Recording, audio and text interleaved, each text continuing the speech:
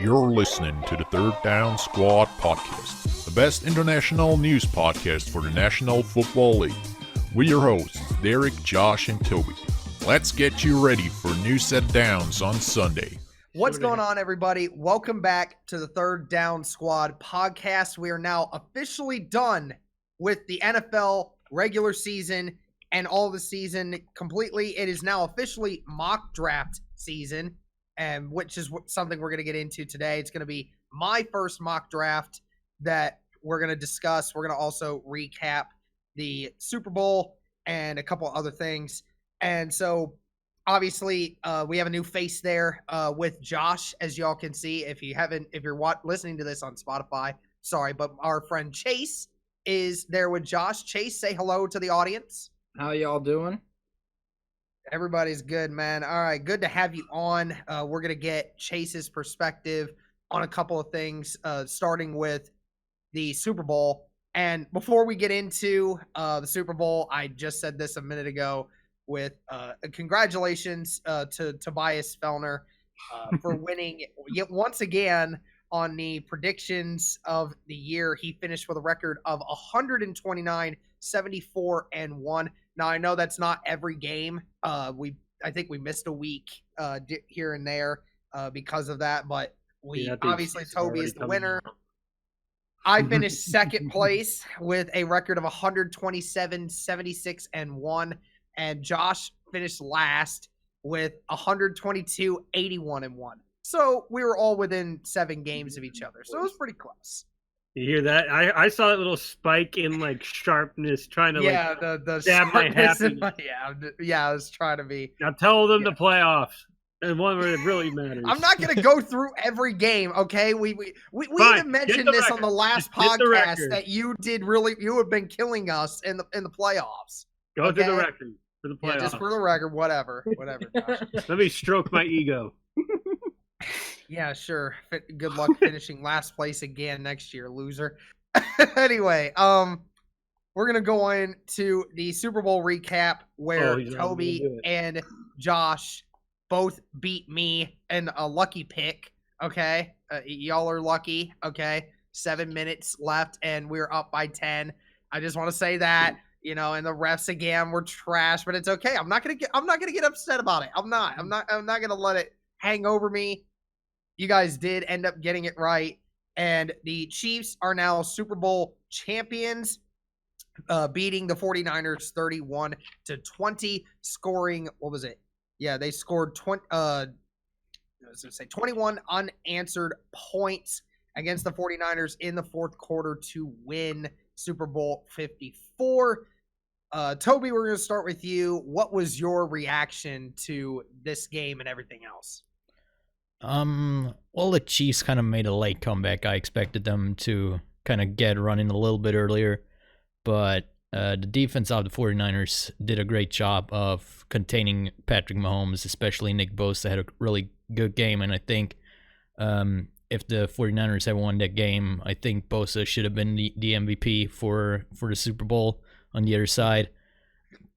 But in the end, you just saw why Patrick Mahomes right now is probably the best quarterback in the NFL and why he won MVP last season. And they just turned it around. In my opinion, though, Patrick Mahomes shouldn't have been the MVP for the Super Bowl. I think it should have been Damian Williams in the end. I think he did a lot more for the Chiefs to win it the entire game. Mahomes made a lot of mistakes in the first 3 quarters of the game, and like I said, he was really, he wasn't really doing much against Nick Bosa and the 49ers defense. So, for me, Williams should have been the MVP, like I said. But the game mostly went, like I said last week in the podcast, not as many points as we all expected from the game, but it still kind of went like we all thought it would. All right, Josh, Chase, whoever wants to go first, what was your reactions to the Super Bowl? I kind of figured because the Chiefs had a history in this playoffs of coming back to win games that this would happen. And for me, going back to the NFC Championship game, the Packers really showed that the 49ers were all defense on the front, but everything behind it, past a few linebackers, just wasn't able to handle the deep ball. And that's exactly what the Chiefs did. And also just the speed of Tyreek Hill outpacing Richard Sherman throughout that whole game. Richard Sherman just got burned by Tyreek Hill. And that's pretty much the secondary of the 49ers is what pretty much killed that game for the 49ers. I don't really care if Jimmy Garoppolo overthrew Emmanuel Sanders, which he kind of did. Let's be fair, he did overthrow him. But the secondary for the 49ers was just too weak and too slow to handle the youth of the and the speed of the Chiefs offense. And that's really what killed them. They had the game in the bag, but the secondary for the 49ers defense just let them down completely. And for the offensive side of the 49ers, they only ran the ball 2 times in that final drive. And that's how they got to the Super Bowl, by running. And I don't know why Shanahan or whoever stopped running the ball, but that's really what ended up killing the 49ers going into that final drive, relying more on the pass and less on the run. What do you think? Well, for me, I will start off by saying this. I picked back in week 4 for the Chiefs and Packers to make it to the Super Bowl, and I stuck with that all the way through until the Packers lost, but the Chiefs ended up winning. But in regards to the whole game and everything and how they made it, I knew right off the bat that the Chiefs had the upper hand in this, because even though their defense wasn't as good as everybody says it was, when it got a whole lot better, they still had more weapons than what the Niners did. Yeah, the Niners had a great defense, but they were lacking in the offensive firepower. I mean, you could say that run game is good, but you can't just win on a strong run game itself. You've got to have a pass game to go with it. Damian Williams stepped up for the Chiefs, but you also had Travis Kelce, Tyreek Hill, Robinson, Watkins, Hardman, having all those guys. And the way that and Josh is right in the sense when he was saying that their secondary was awful. I mean, Richard Sherman got beat by Devontae Adams in the NFC Championship game. It was so how are you going to get beat by Devontae Adams and still be able to cover Tyreek Hill? It just goes to show you. And then with the history of the comebacks that they had in the postseason, you knew that the Chiefs were not ready to give up on this game, and they were doing this for Andy Reid. And the experience that Patrick Mahomes, I mean, even though it's his second season as a full-time starter and 3rd season in the NFL, he's seen a lot, and especially going through the playoffs. So, of course, I picked the Chiefs to win this one, and I rightfully knew it was going to happen. If the Niners spend time in the offseason getting more offensive weapons, more receivers for Jimmy Garoppolo to throw to, I feel like if they had at least one more good receiver, a pretty good one, like Emmanuel Sanders, somebody to complement him other than Samuel, I feel like they would have won that game, and it wouldn't have been as close.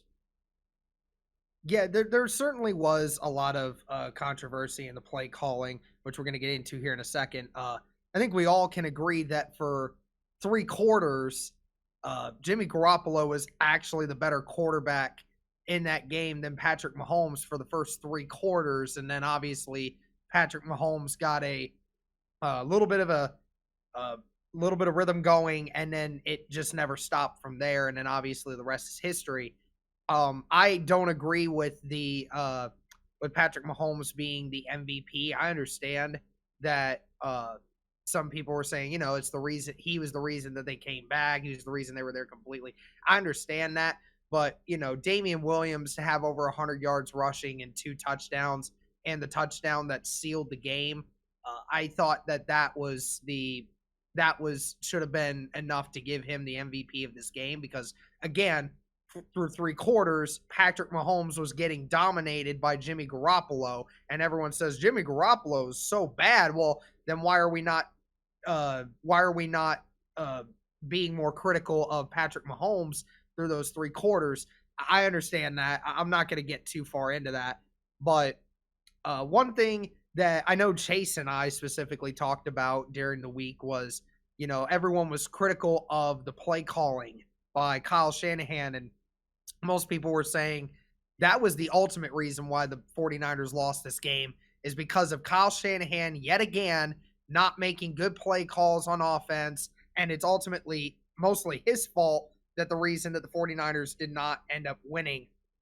I know Chase's opinion on it. We'll get his opinion here in a second again, but Toby, do you agree with that Kyle Shanahan is the most to blame for why the 49ers didn't win? I wouldn't say he's the most to blame, but he's certainly a big part of it. I mean, we all saw the scene at the end of the first half when even John Lynch up in the in the stands kind of signaled for a timeout, and Kyle Shanahan didn't stop the time to give them a little bit more time to score at the end of the first half, or give them. I mean, I think they scored a field goal in the end because they had one really good pass on that drive. But I mean, when I think it was 1 minute and 20 seconds on the clock when they should have taken the timeout, and so why not take that timeout right there? You have 3 timeouts, you have an entire drive, you get the ball in the second half. Why not try and get that touchdown?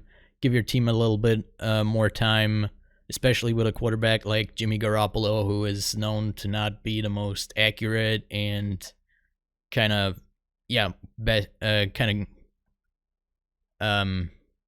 should I say it? Not the greatest quarterback, let's just put it like that. So give him a little bit more time to work with the ball. I think there should be blame on Kyle Shanahan, but he's not the entire reason the 49ers lost the Super Bowl. Josh, what did you think? Is Kyle Shanahan the most to blame? I wouldn't say the most, because sure, his play calling was questionable sometimes, but it was his offense that pretty much ruined it for them. I mean, the defense for the 49ers was dominant because that offense kept scoring. But when it came to the fourth quarter, they stopped scoring, which meant that the defense was on that field a lot longer. And that's why you saw like Nick Bosa, DeForest Buckner, D Ford, and all the other defensive players start to get gassed because, the 49ers offense was only on the field for 4 plays most of the time, and they had to punt the ball back. So it's his play calling, but it was also the offense that kind of sealed the fate of the 49ers because they couldn't stay on the field that long until like the last minute of the game, where Garoppolo overthrew Emmanuel Sanders. And, I mean, you saw pretty much Nick Bosa get dominated in that fourth quarter because he just didn't have, like, the time to rest. And when he doesn't have the time to rest, that defense doesn't have the time to rest. And that's how they got beat in the final, 8 minutes of the fourth quarter. So I'd say that it's about 25% Shanahan's fault, and I'd put the rest on most of the offensive players because they just couldn't keep the drive alive long enough to justify having him having the time for them to rest. And before we get into Chase's thing, that 40-yard catch that Tyreek Hill had, I'm sure everyone's seen the video. Nick Bosa was clearly and inevitably held on that play, but obviously the refs missed it, and it was right in the middle of the play, which is odd that they missed it. But that, again, was another big missed penalty that could have altered the course of the game had the refs actually saw that. But anyways, Chase, I know you and I talked about it a little earlier. What is your thoughts on the Shanahan blame? Well, I want to say this first. Like, the refs missed a lot of calls in that game. They actually had a lot of roughing the passer penalties where it was helmet-to-helmet contact, or, people getting smacked in the helmet, and the refs didn't do anything about it. I've seen it several times on both sides of the ball where it was the Niners getting hit, and Jimmy Garoppolo had one specifically that I remember where it was just a straight helmet to the head and wasn't even called, and Patrick Mahomes had the same thing going against him. But I don't think that Shanahan should have any of the blame, in my opinion, just because, Shanahan is one of the most well-known and probably the best offensive coordinator in the league. I mean, you look back at his history from all the teams that he's coached, and he coached RG3 with the Redskins his rookie year and took that team to the playoffs. And then his 1 year with the Browns, he turned that offense around from a 3-13 season the year before, and then basically had them at playoff potential for most of the year. And then he goes to Atlanta and takes off. So I don't think that he has any of the blame. I think most of it's on Jimmy Garoppolo, because like Toby said, he's inaccurate, and had he thrown the ball more accurate downfield to Emmanuel Sanders, that we wouldn't even be talking about this, because he would have gotten the ball at the 5-yard line, they would have scored, and then they would have been able to run out the time. And as far as the timeouts go, he validated why he didn't call the timeouts, and I like his reasoning. But back to what I said earlier, we all give Patrick Mahomes credit because we think that he is a good quarterback, and rightfully so. But honestly, how much of it is really on him and how much of it is really on his receivers? Because we've seen what it's like when he didn't have Sammy Watkins or Tyreek Hill. He was still winning games, but barely. And like I said, if you had at least one more good receiver for the Niners, you would have had Sanders, Samuel, and Kittle, and then that third option. So I honestly think if you give Jimmy Garoppolo one more good weapon, you beef up that secondary, and I think the Niners will be back there again next year, and Jimmy Garoppolo and that offense will be a lot better than what they were this year. Yeah. Now, can I just say, though, this isn't the first time he gave up on the run in the Super Bowl. Remember the Super Bowl? Yeah, we know. Yeah, they gave up on the run when it was working so well, just to throw it more. I'm kind of, I'm on the same boat with you guys. Obviously, he shares some of the blame.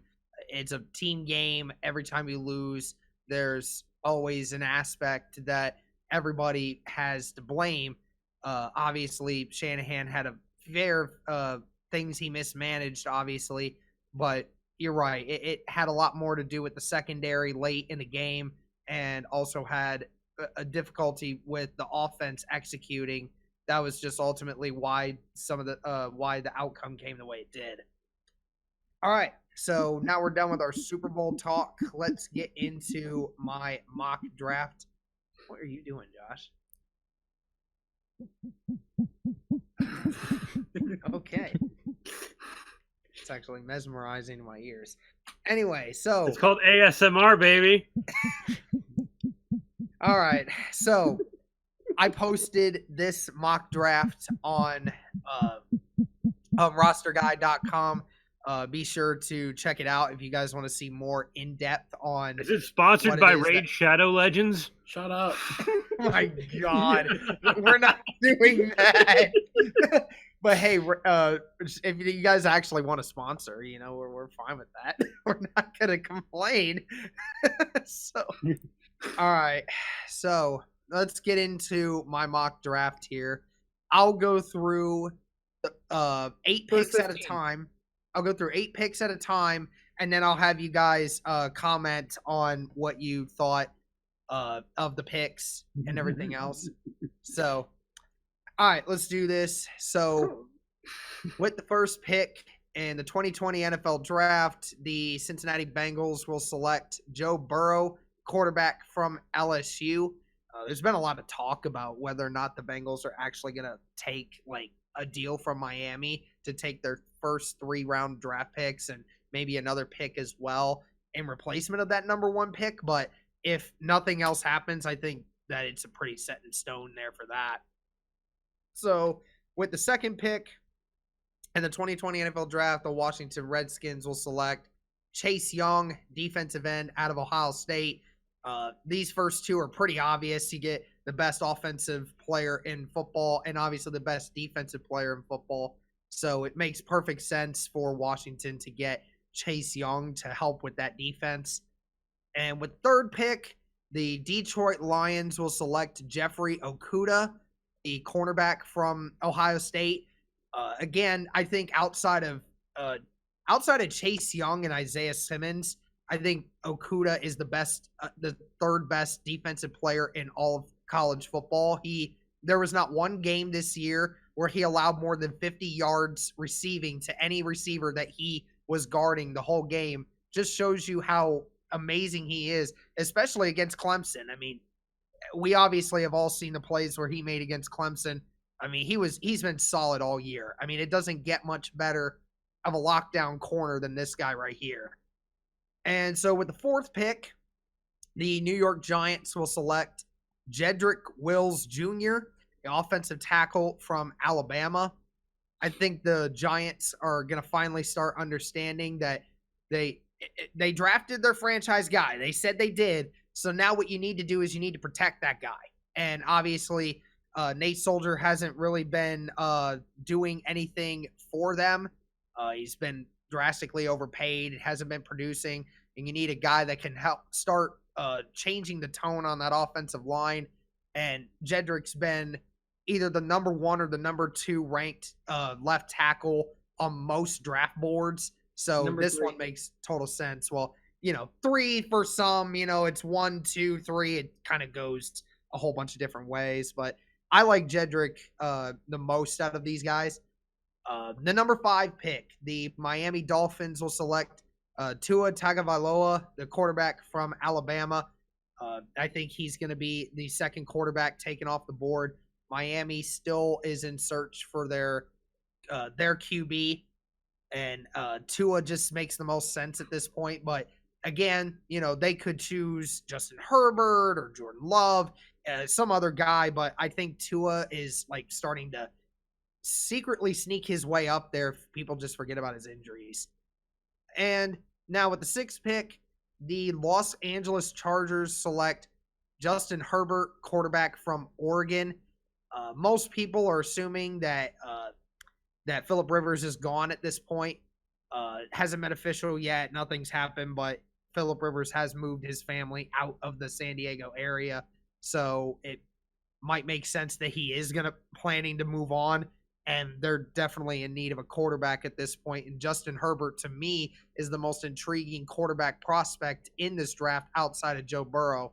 So I'm hoping that pick doesn't go that way, but that's what I think right now.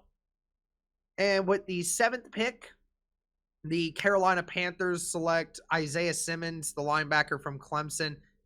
Isaiah Simmons is a very interesting player. He's probably one of the most athletic guys that I've ever seen. Can play multiple different positions. He's fast. He's strong. He's very smart.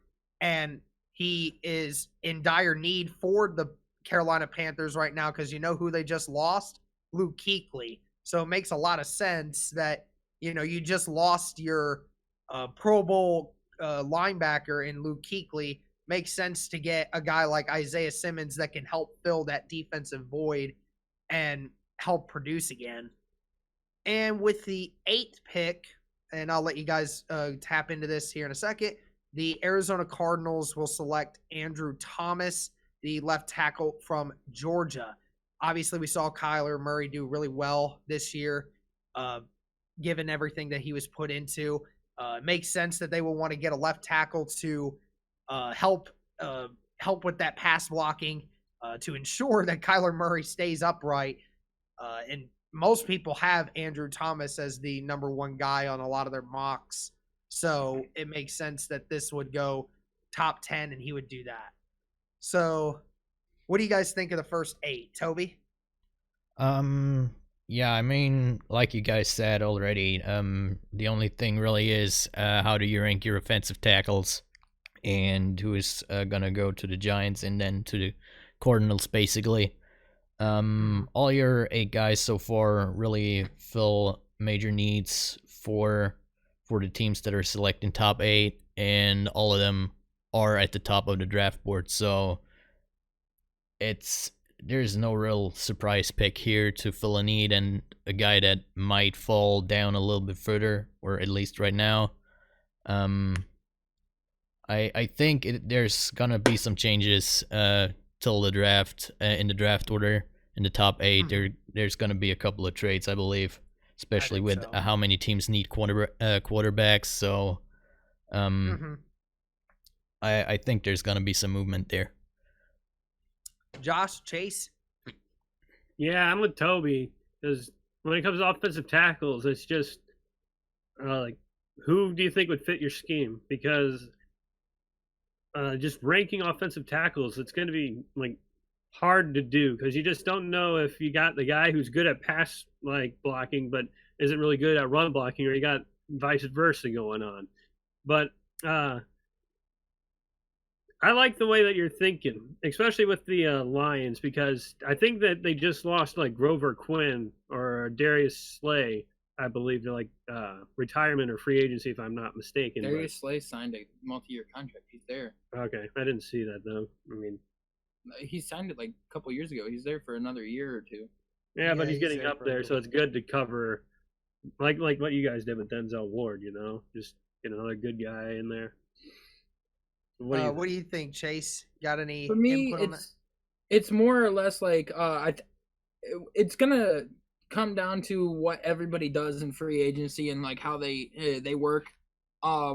As far as I know, this is a offensive line and receiver for a like heavy draft. Mm-hmm. There's like 6 receivers predicted to go in the first round, and like almost there's 10 like 4 or linemen. 5 guys that are offensive tackles that are projected to go too. So yeah, they're projecting 10 offensive linemen in the first round to go, and I think that's ridiculously high. But a lot of teams need offensive line. I mean, my opinion, I think Andrew Thomas is probably the best guy out of all of them. He's got all the traits, the blocking, the protection. He's big, strong, and physical when it comes to the line, because I've seen a lot of videos on him. And then Mekhi Becton is probably ranked the second one. I mean, he's just a bulldozer when it comes to everything. But going back to the Lions, that one I agree. Jeff Okudah would be a great pick. But what I think the Lions are going to do, they're going to pull a Lions move. I mean, the draft is so unpredictable because like nobody thought Cleveland Ferrell was going to go to last year, and here he did. But what I think that the Lions might do is they might pass on Jeff Okudah and get Javon Kinlaw or Derek Brown or somebody, to beef up that defensive line. Because if you got Darius Slay in the back end, you've got a lot of good free agents and stuff that you could go get for the back end of your defense. And if they do that, then I definitely think that they're going to go out and get, a defensive lineman. And same thing with the Giants. I think the Giants are going to pick a defensive lineman over or maybe they might pick Jeff Okudah. I know that they got DeAndre Baker last year, but he hasn't been producing this past season. And then all the way to the Jaguars pick, he could fall all the way down there, or they could trade up to get him for them. And now as far as the Dolphins go with Tua, that's a toss-up between Tua and Herbert. I think Herbert would probably fit better with his scheme and system. I know that Tua wants to go to Miami, and he'd be happy if he goes there. But like, it's really gonna come down to how they rank everybody and what they think, and like ultimately what goes on in free agency is gonna come down to how the draft plays out. Yeah, that third pick is where it gets interesting for me. I just picked Okudah at that spot because of just the sheer value you're going to get from a guy like Okudah. You know exactly what you're going to get easily. He's probably the best corner in the draft at this point. It's just one of those things that you're right. It's going to be what do they actually want out of a player? That's ultimately the good thing there. And you mentioned the Jaguars pick, which is what we're going to get into now. And I know that the Jaguars are probably going to lose a defensive lineman or so in free agency this year. So with the 9th pick, the Jaguars are going to select Derek Brown, the defensive tackle from Auburn. Derek Brown was a really good high prospect defensive lineman. I think he can make an appearance in Jacksonville. And with the 10th pick, this is the Cleveland Browns pick. I talked with Chase about this one already. I have them selecting Austin Jackson, the left tackle from USC. I think it's a toss-up to me between Jackson and Wirfs.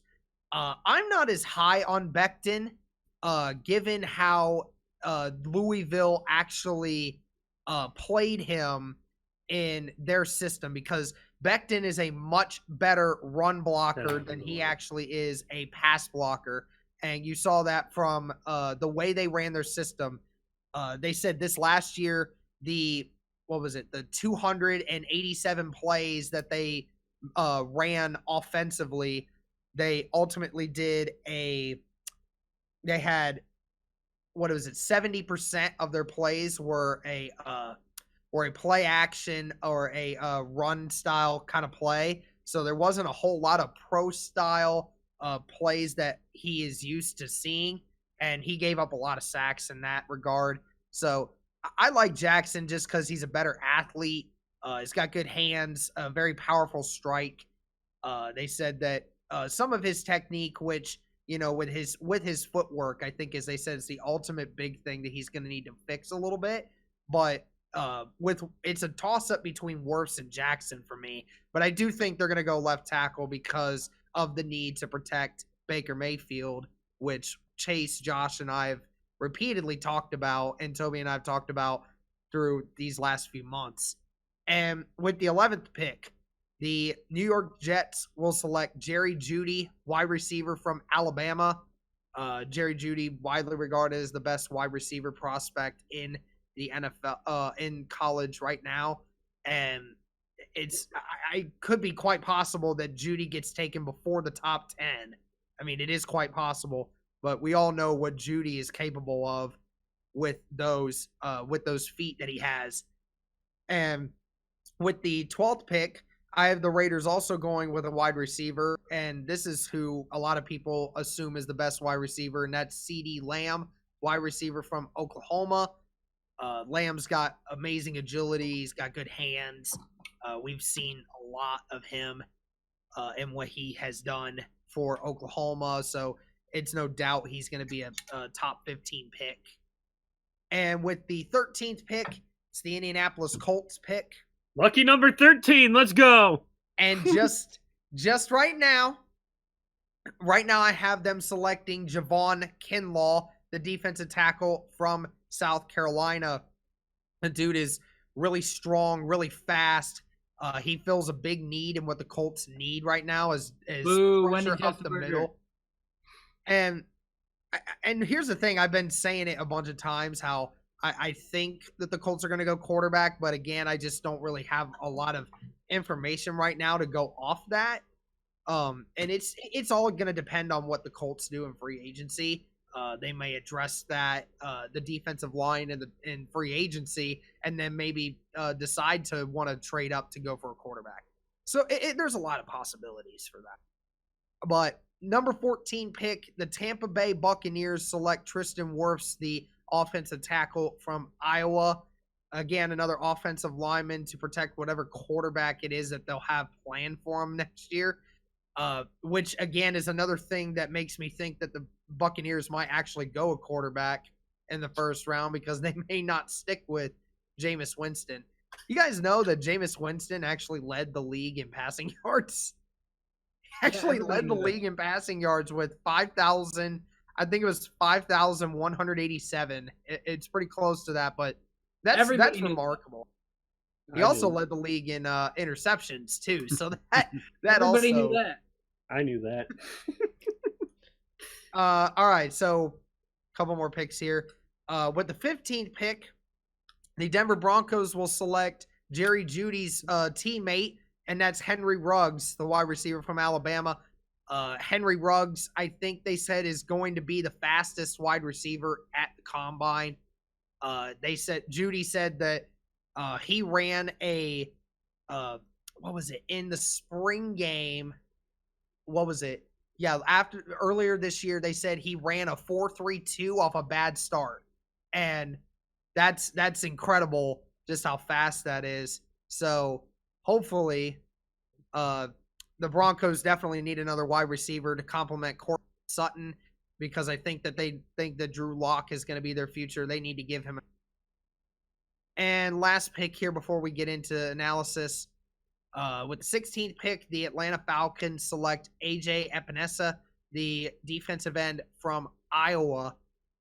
They're not going to be bringing back Vic Beasley, and we all know that defensive line doesn't have too many playmakers on it. They're definitely going to need a guy who can get pressure on the quarterback. So this one totally makes sense for the Atlanta Falcons to buff up that defensive line. Toby, what'd you think of these picks so far? I mostly agree with them. For the Jags, I'd probably go with either a offensive skill position or a defensive back. I mean, I can see why you'd pick a defensive tackle as well, but I think those positions are more of a need for the Jags right now, or even offensive line. I think they struggled there as well a little bit last year, but that was mostly due to injury, so they should be okay there. Another big question mark right now for the draft is for the Raiders. Is if Derek Carr will still be their quarterback next season, because reports have come out that they are working on getting rid of him. So who's gonna be the quarterback in Las Vegas next year?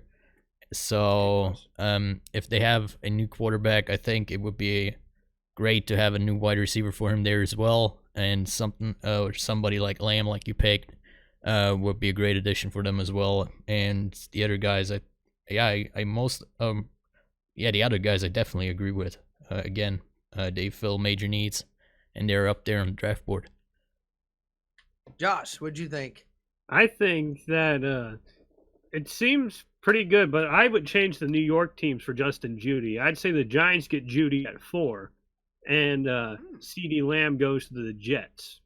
Gotcha. Now, and that was, again, another thing we're talking about, the Giants, so many needs. They could go anywhere with the fourth pick. Yeah, and I think that they would go for Judy because they have no true wide receiver talent. Because, he's playing in Cleveland right now. So who is? OBJ. OBJ. What I said that the Giants, Giants, the team that you guys got that receiver from. Yeah. So that's what I would switch up. And for the Colts, I know we do need a defensive tackle, but I also think we do need a wide receiver as well. So I also wouldn't pass up. You're gonna really go there? Yeah, because I talked to a couple people in my sport law class that are Colts fans, and they all seem to think we need a wide receiver. And I go, they just need to stay healthy. Well, tell them I don't agree with them. We have wide receivers; they just don't stay healthy. But I do think that, like we could go for defensive line as well, but and I'd say. Go with defensive line, but also I'd start to think about getting another like right outside linebacker or a left outside linebacker as well.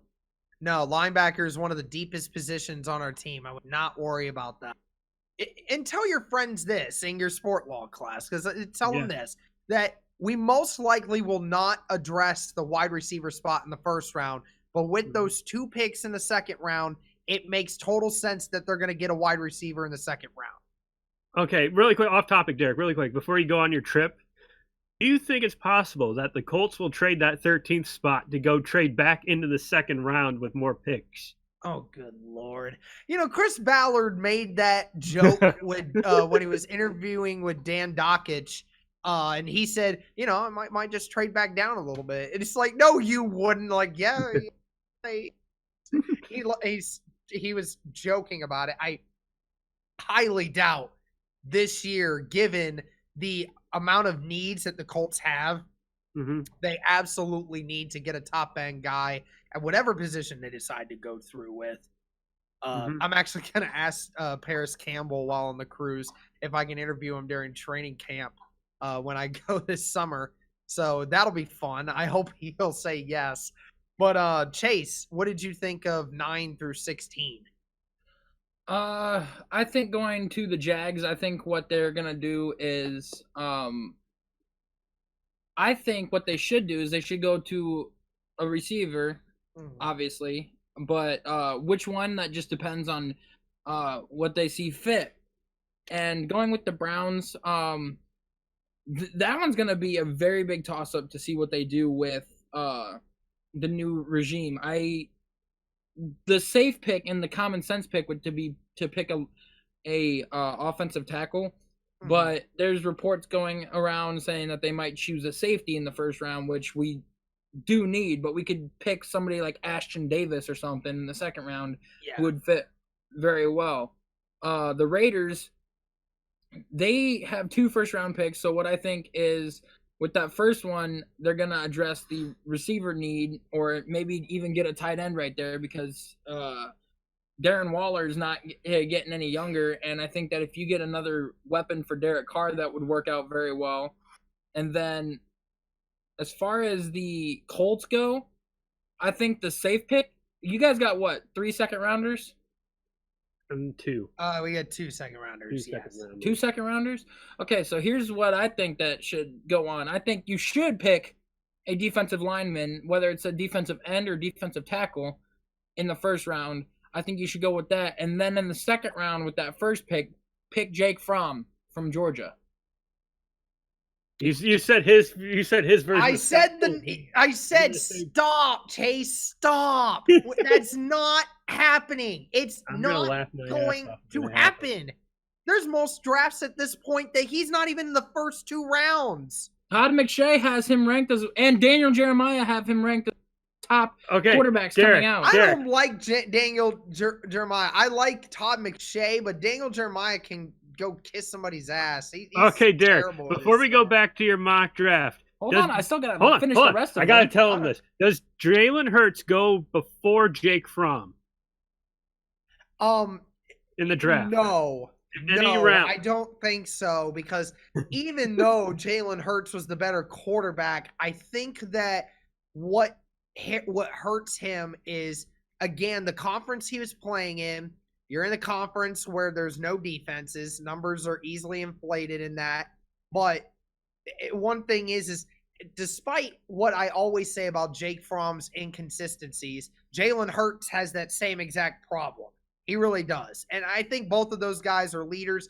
I just think that Jake Fromm having experience in a more pro-style offense makes him a little bit better of a target for some teams later in the second or early third. But, again, we don't know. With the way the NFL is trying to change how the quarterback position is now, it's quite possible Jalen Hurts goes beforehand. But, Chase, continue with your story. Now, Toby, Derek, here's 2 picks that I want to get your guys' opinion on and see. Now, my opinion, I think what's going to happen is the Buccaneers are going to go out and get Phillip Rivers to be the quarterback. I could see that happening. And I could also see them picking Xavier McKinney as a safety for the safety position and have him in the back end of the defense. And then the Falcons, I have them picking DeAndre Swift. What's your thoughts on those?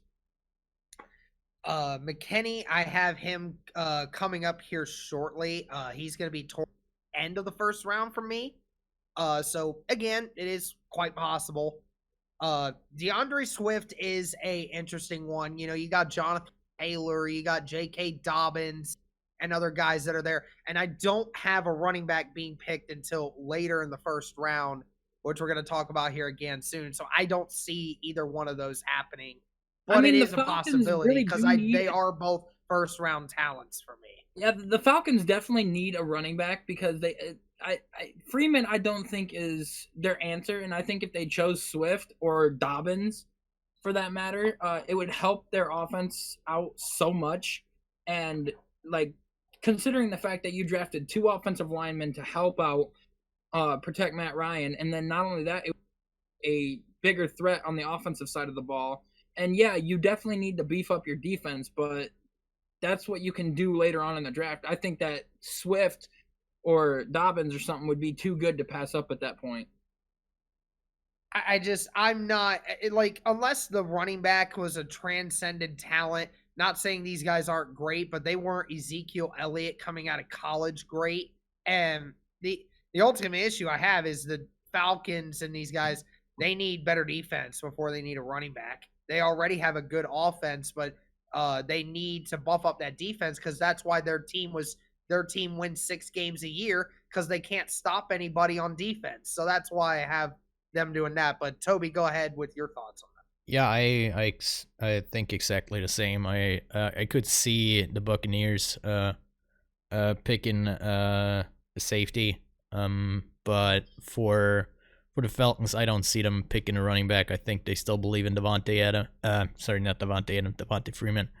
And I think they still have some hope that Ito Smith kind of comes back to his rookie season form, and it was kind of a sophomore slump last year.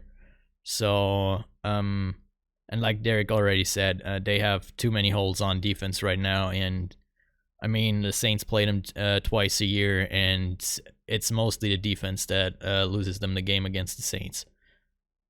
And there's so many good running backs that I think that in that second round, I think it is quite possible that the Falcons could steal one of these good running backs if other things are taken before them.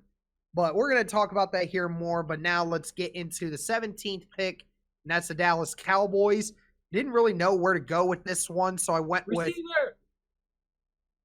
with no, I actually don't have them going with a wide receiver unless they completely don't bring Amari Cooper back, which again is another thing that, you know, a few weeks down the line could be. Who did they have other than Amari Cooper? Apparently, Michael they Gallup. seem to have a lot of decent players because that's what the national media says. But Well, the national media is wrong. yeah, I Like, know. literally, Everybody's been Cooper's the talking only good weapon about that they Dak have. Prescott not getting $36 million a year from Oh, Jerry don't get me Jones, started and now on Dak everybody's going like I have crazy. a lot to say Every- about it. Everybody knows my stance on what I said about Dak Prescott, so y'all can hop off. Anyway, with Tell the the 17th episode. pick, Tell I the have the episode. Dallas Clap back. Cowboys going with Grant Delpit, the safety from LSU. How about them he was- Cowboys? He definitely was the best safety in college football. Definitely a playmaker. And, you know, on that defense, their secondary is still not where they want it up to be. And I think Delpit can definitely make some impact on them in the short term. And Miami Dolphins, which they got the 18th pick via the Pittsburgh Steelers. I have them selecting Tyler Biadasz, a offensive lineman from Wisconsin, an interior offensive lineman. They got their quarterback with that 5th pick, and now they need some help on that offensive line to help protect that quarterback. And I think that Biadasz is the best interior offensive lineman in this draft, at least at the moment. So I think that one makes total sense. And the 19th pick, the Oakland Raiders again via the Chicago Bears. We have them selecting Yetur Gross-Matos, a defensive end from Penn State. This dude definitely is a passion-filled player. He's a very good defensive end, and Oakland still needs help on that defensive line. They have a good defensive tackle in Max Crosby, but I think that they still need that edge rush, which they lost from Khalil Mack, and now they're going to be able to get a good defensive end to replace him. With the 20th pick, the Jacksonville Jaguars again via the Los Angeles Rams. This is one it's going to be between either getting a wide receiver or a tackle or an offensive tackle at this point. And I have them going with the tackle. This is Becton, the offensive tackle from Louisville. I have him dropping to number 20 and being the new left tackle for Jacksonville. So that'll be an interesting one. And then I have the Philadelphia Eagles, number 21, and they will select Justin Jefferson, the wide receiver from LSU. The Eagles are very, very deprived of wide receiver help right now, and they really need a new face to rejuvenize this and help save Carson Wentz. So the Eagles are definitely a front runner for a wide receiver, and they can still get a really good one here at the 21st pick with Justin Jefferson, who I like a lot. And the 22nd pick, the Buffalo Bills. I think they're also in desperate need of a wide receiver. They really don't have anybody other than what they have in Cole Beasley right now, but he's obviously just a slot guy. So with the 22nd pick, I have the Buffalo Bills selecting T. Higgins, wide receiver from Clemson. Very big-bodied kind of wide receiver. He definitely has good hands.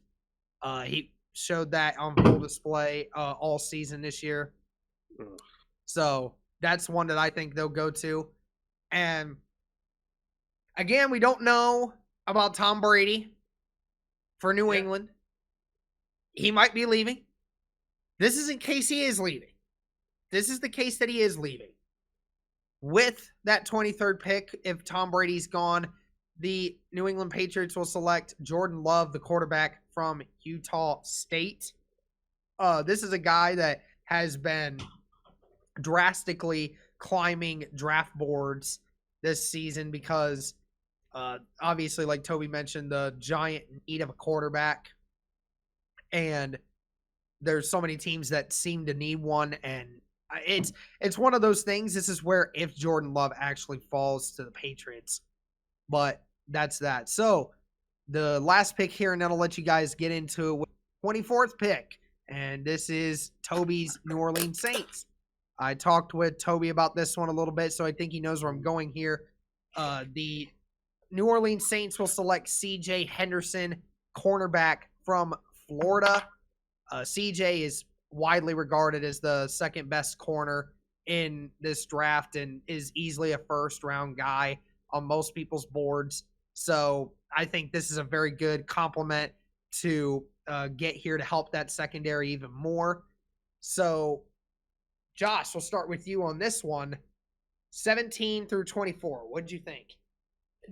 Well, if Hulu taught me anything, I think Tom Brady's not going anywhere. So, so you project Jordan Love's going to go sooner? Yeah, probably sooner. But I also maybe to the Colts. Maybe. Remember what I told you? From luck to love. That's what I'm hoping. No, for. That's a great combination. I want to go. Jake Fromm. No. Let's see. Get him off the set. Somebody get him off the set. Get out. Just go. Go. Chase. Go. Go. I don't want to see your face. Get out. But I like the draft picks that you got. If you want to, all right. But yeah, I think that they could probably still take Love if he's not gone. But again, as a Colts fan, I'm hoping for Jordan Love so we can go from luck to love. I want to go Justin Herbert. Okay, I know. I don't understand. Did you realize how tall Justin I don't know Herbert why is? Colts Nation is so defensive to not wanting to get Justin Herbert. Just last year, most people were saying he was the number one quarterback in the draft. Because last year they didn't have anybody. That's why. Yeah, you had Kyler Murray and Dwayne Haskins. And what did Dwayne Haskins do?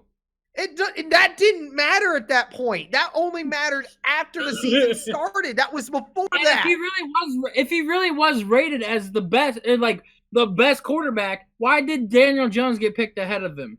Because the Giants are stupid. They're stupid. No, remember what I told you when he got drafted? I said it was probably because you of all people, you sat in that same room. You reacted the same way all the rest of us did when we saw Daniel Jones's name pop up on that screen. We're like, what the heck? The point is, he didn't do anything last year, and not only that, because of the simple fact that Dwayne Haskins and Daniel Jones both met unfortunate circumstances. They had no offensive line. They had very few options at wide receiver. Their play callers were crap, and a whole bunch of other things that made it better. Ultimately, though, Dwayne Haskins showed more improvement towards the end of the season than what Daniel Jones did. So I rest my case on that. Anyway, continuing, I don't know if we cut Josh off if he wanted to say anything else. No, if not, Chase can go. I was pretty much done because, Hulu has live sports. However, I am not done. I'm not going anywhere. Didn't mean that he wasn't not going back to the Patriots. Doing that because he knows that it's going to rile people up when he said that. So... Well, I mean, he's not going anywhere means, like, he's not leaving the NFL yet. That doesn't mean he won't. Right, he's not leaving the NFL. Nobody assumed he was. Everyone assumed he was coming back, and his wife obviously... wants to leave. Toby, did you want to chime in on these? Well, I'm not going to comment on Jordan Love to the New England Patriots. I think we've covered that one. But yet again... Hulu has live sports. Remember that. Josh? No way.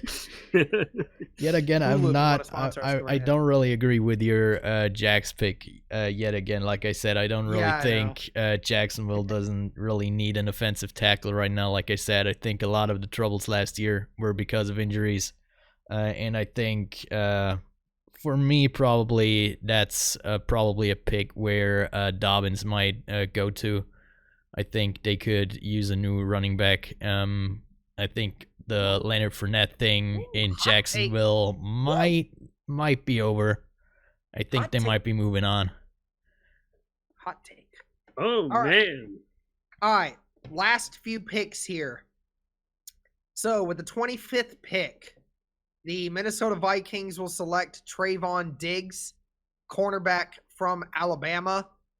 It's another good corner option, and I think the Minnesota defense definitely needs help in that area. This is also another place, Chase, that I think Xavier McKinney might find himself because they do need some safety help as well. So that could be something. And For who? with the for Minnesota Vikings, they still need a little bit of help in that secondary wherever they can get it. Then the 26th pick, the third pick overall in the first round for Miami. This is my first running back being taken in the first round, and it will be Jonathan Taylor, the running back from Wisconsin. Why? He's the third-ranked running back. Because I like what I see from him in accolades and just sheer athleticism. His ability to hit the hole and find gaps. His vision is literally second to none. It's better than J.K. Dobbins. His vision's amazing. He's got a better top end speed than J.K. Dobbins does. He's obviously bigger. It's no knock on Dobbins. Obviously, Dobbins is right there with him. You could make the argument either way. I'm just stating the fact that Jonathan Taylor, you can't ignore what that man did in 3 years of college. He did better in 3 years than most running backs have done in the history of the game. I mean, he's just a phenomenal running back, and I think it's the safest one. We'll have to see with the combine. We'll just kind of have to look at the numbers and see what comes of that. I think that J.K. Dobbins is actually a better pass catcher than Jonathan Taylor, which is something that could potentially work in his favor to increasing his stock value. But right now I have Jonathan Taylor just at the moment. And with the 27th pick, the Seattle Seahawks will select Curtis Weaver, defensive end from Boise State. Curtis Weaver is a very big individual, very strong. And Seattle, obviously, they're potentially losing Clowney after this year, and their defensive line still needs help. So they definitely should look for a pass rusher. And the Baltimore Ravens, I have them selecting Anthony Jennings, defensive end / linebacker from the University of Alabama. Is a guy that a lot of people are pretty high on. He's a guy that can fill both roles. So that's something that I think could go into play. And the Tennessee Titans, with the 29th pick, I have them selecting Terrell Lewis, defensive end from Alabama. He impressed some people at Mobile, and he can play in either a 4-3 or a 3-4, which certainly helps that he's flexible. And with the 30th pick, the Green Bay Packers, a lot of people have been mentioning how they need another wide receiver to complement Devontae Adams. And I have them selecting Tyler Johnson, wide receiver from Minnesota. Tyler Johnson's a very unique player. He's very tall, and he's got good speed. His ability to catch the ball up in the air and his range is really good. It's very underrated to me. But that's just another one there. And the 31st pick, San Francisco 49ers. I have them selecting Xavier McKinney, the safety from Alabama. We obviously saw their secondary was good all year, but they still need help, especially in that safety spot. So Xavier McKinney is another one that I think is a very intriguing pick. Like Chase said, could go even higher or could be actually lower. Just depends on the needs of some of these teams. And the Kansas City Chiefs with the 32nd pick, I have them selecting Kenneth Murray, the linebacker from Oklahoma. Outside of Isaiah Simmons, Kenneth is easily the second ranked linebacker in this draft.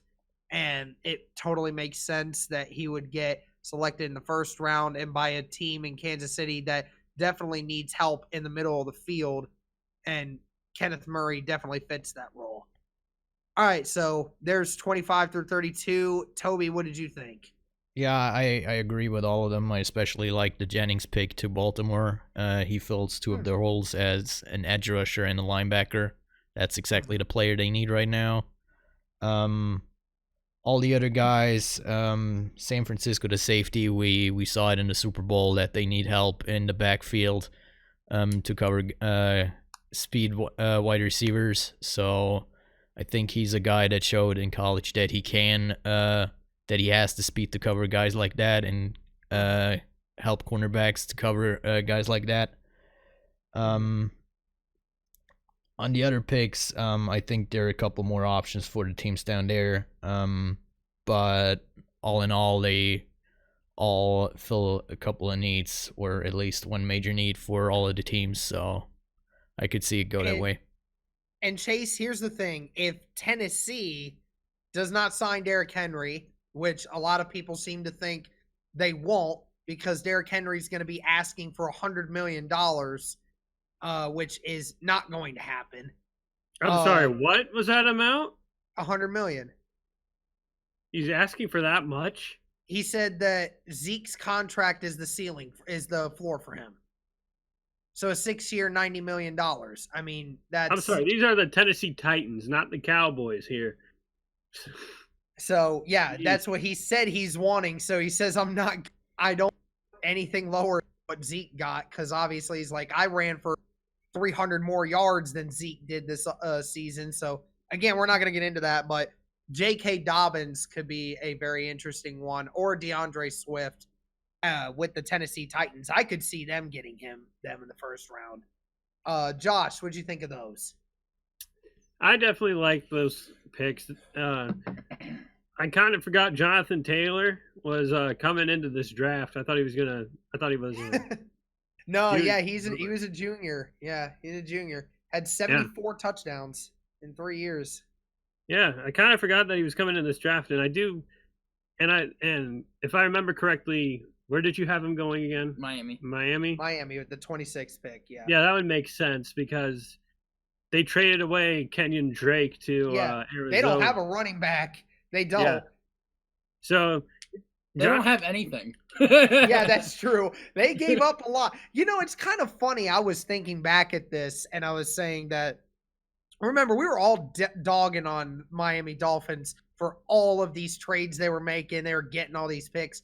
It seems like it was a somewhat healthy investment when you think about it. If they can hit on all three of these, then then it's been totally worth a while. What are you gonna do? Blink twice if you're taken hostage.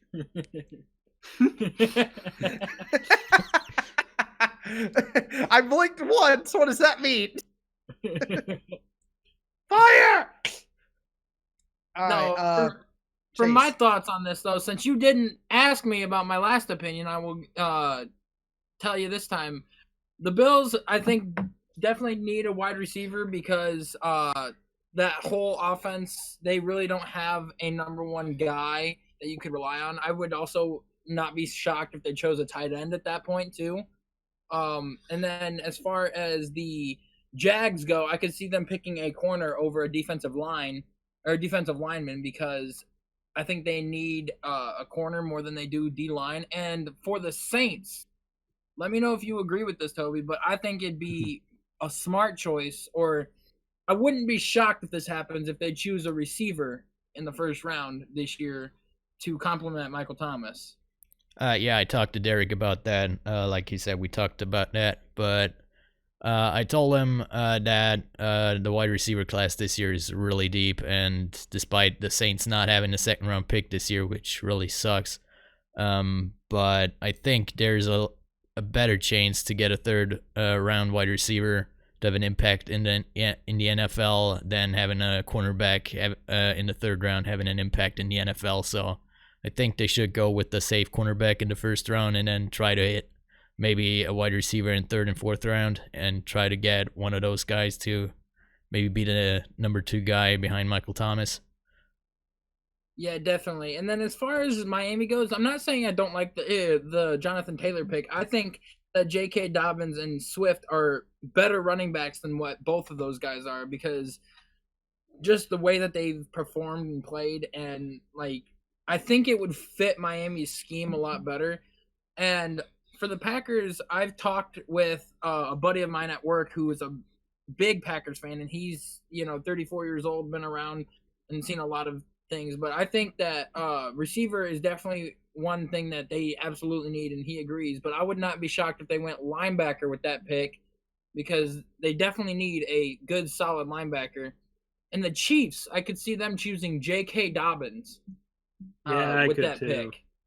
Like that is a pick I could see them going running back with, because outside of Kareem Hunt when he left, they like Williams is good, but he's not elite good, or he's not like a good talent that would be a strong, steady workhorse for you guys. So, or for them. So and as far as the Tennessee Titans goes, I want to say this, that Derrick Henry only ran 300 more yards than Elliott because the Cowboys' offense did not revolve around Zeke this year like it did in years past. In years past, that offense was good because it revolved around Zeke.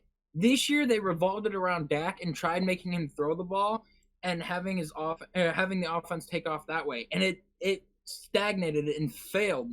That's why they did not win that many games, because you did not give him the ball. You did not give him like 20-plus carries a game and let him run the ball. And Derrick Henry, of course, led the league in rushing, because the last game of the season, the Texans rested like 90% of their starting roster, and he had over 200 yards that game. So, of course, you're going to get, more yards than everybody else. I think that Derrick Henry's asking for way too much money, and I could not see him being on any team, for that matter, if they want to pay him that much, because his production is going to fall way down. Yeah. It's kind of funny. I'm looking through Instagram and I see Bucky Brooks mock draft 1.0. Ironically, this man has the first 6 picks are the exact same as mine. Is Joe Burrow, Chase Young, Jeff Okuda, Jedrick Wills, Tua Tagovailoa, Justin Herbert. Then he has Derek Brown at number 7, Andrew Thomas at number 8. He's shooting me with the Nerf gun. I kind of figured that. Man, those things stink. Man, it's like close range. Damn. Oh my God. It'd be like what we did last time. We cut out the rubber parts and put thumbtacks in. We put some goggles on and we chased each other. Oh my gosh, who did that? We did. We were young and dumb. Yes, we it just put sounds like goggles it. on. God, that's all we did. He's certainly not young anymore. Oh my gosh, I'm young at heart and spirit. All right, so not heartless. All right, so that was my first mock draft. Again, if you guys want to check out the full version and see some of my analysis for those, be sure to check out rosterguide.com. Check out that, and you'll be able to see it there. Not sponsored by Raid Shadow Legends. I want to make sure that's clear. No, we're not sponsored by Raid Shadow Legends or Hulu, which we mentioned several times in this. But again, if you That's guys how want to we're sponsor us, go right ahead. We're more than welcome to do anything for you guys. Anyway, so thank you guys so much for tuning in. We hope you enjoyed this one. Hopefully we'll be able to bring you some great content now that we are in mock draft season. We have about 2.5 months until the draft is here. It's going to be fun. And we are coming down, Derek, so don't worry. Good. I appreciate that. We just got to figure out what time you guys are actually getting down here, because that's the important thing. 7 p.m. Okay, that's fine. I mean, but Josh will just have to skip his class if he's willing to do Sport that. and gender. So please tell me you're going to be okay with doing it. Yes, I got that. Thursday, 4 o'clock to 5:15. Jeez. So I better hope there's no final exam that day. If there's no test or anything that day, then that's fine. Look, Josh, if you have to make that class, I completely understand that you would want to do that. Just leave immediately after. You and Chase just leave immediately after if you have to take the class. you'll still be down at my place before 9 o'clock, most likely before the Browns and the Colts pick even gets there, because we know that first round takes a hell of a long time to get through picks. So anyways, thank you guys so much for watching, and until next time, peace. See ya. Later.